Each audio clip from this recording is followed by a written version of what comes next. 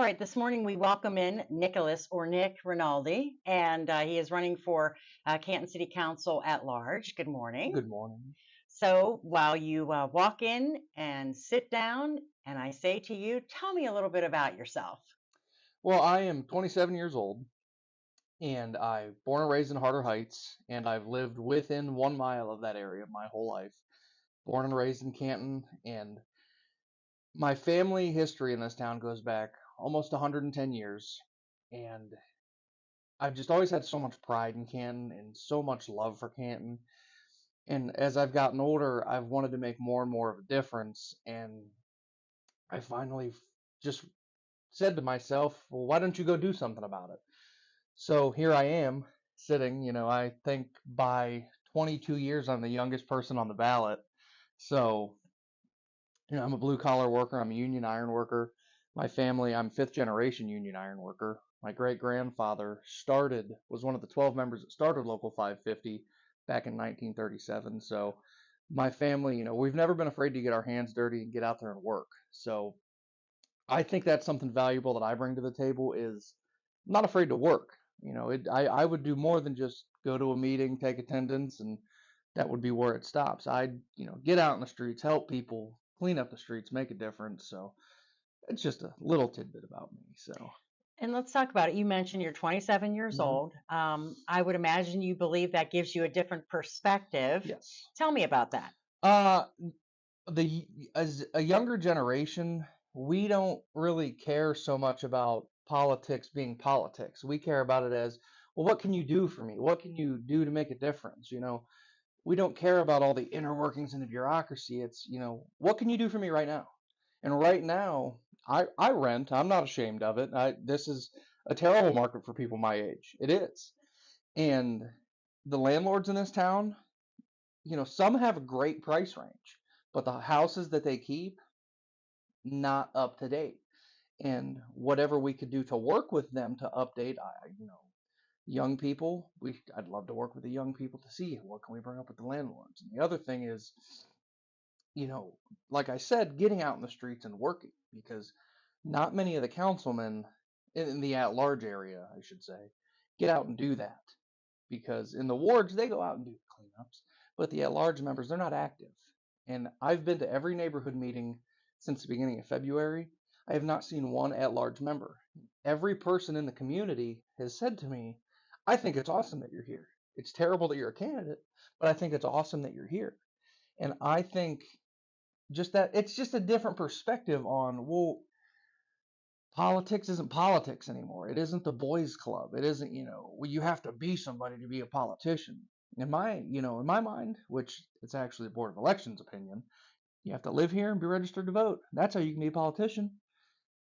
But that's not how everybody else looks at it. Yeah. So, I want to talk about good and bad. Tell me a few things that you believe are good about Canton. I love what we've done downtown, but I also dislike how much we focus on downtown. I've been to these neighborhood meetings, and the other councilmen and the neighborhood associations alike have said, we've tried to bring up neighborhood projects and we get shut down and get told we need to focus on downtown. I think we need to drift away from that because, as other candidates have said, all these neighborhood roads lead downtown. Our residents are the reason we are a city, that we come together collectively. I love the Hall of Fame Village. I am an employee of the Hall of Fame Museum, and I love what they're doing down there. As a union iron worker, I've been a part of every project down there since 2016, and it is amazing for the local economy, the local workers. I've met so many great people during those events that come here, and I think we need to start as a community supporting that because Canton, my whole life I've noticed, has hated change. I don't know why, You're right about but that. Canton Yes. hates change. But we don't have the Timken Company. We don't have, Altman's getting bigger now, but we don't have what we used to have 40, 50, 60 years ago. All these mills and businesses have left. We have to support what's here. What's here is the Hall of Fame. But we still need to focus, circling back to the neighborhoods, because that is the core of this town. How do you do that? How do you help fix the neighborhoods? I think it starts with just The basis, I think, I hate to keep beating it, but it's cleaning them up because I live next to Walmart on Tusk, and the trash is ridiculous. I go out every day with a 5 gallon bucket and a picker and clean up my yard, and it is terrible. And my whole neighborhood looks the same way. And you walk through any of these streets in shopping carts, trash bags, grocery bags, shoes. I think that is somewhere we need to start. And we've already got the paving uh, projects and the plans, which are great, they're amazing. And Tusk is getting ready to be worked on. And I can't remember what it's called. I think it's the NIP program. It's the mowing program. Mm-hmm. You can't find high grass in this town anywhere anymore. And I think those are amazing, but we need to start cleaning. We need to get out collectively as communities, organize more cleanups, and just pick up the trash because you drive through and it's pretty gross. And if I handed you the keys today to the city council chambers and you walked in, what would be the first thing you'd be telling your fellow council members?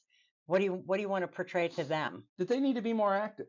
I mean, you go see them at the meetings, but where else do you see them? You see them at the bars downtown. You see them out and about at the festivals. Where else do you see them involved with the community? Community involvement as a politician needs to be the number one priority. Billy Shear says it best: listening tours. That is, I wish I'd have thought of it first. I mean, that's a great thing to have your name stamped on because being able to get out there and listen to the people that have a voice in this community is just the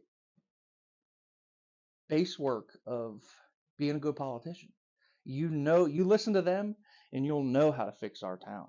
That's Our okay. census numbers with our residents have dropped. Our population, that's the word. Yeah. Our population has steadily declined since the 50s, never going back up.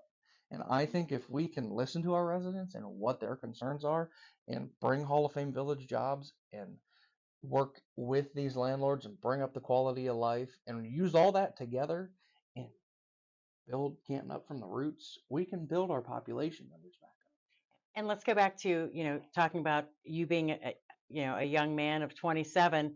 How do you keep 27-year-olds in the city of Canton? How do you keep them staying here?